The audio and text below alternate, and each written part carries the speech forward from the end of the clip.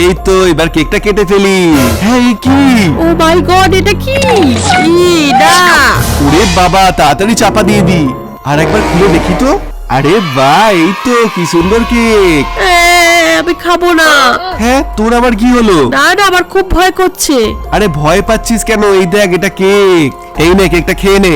আরে বাহ, সত্যি তো এটা কি সুন্দর কেক। Thank you. এবার কেকটা একটু খেয়ে দেখি তো। দারুণ টেস্টি। এবার একটা লাইক করে দাও।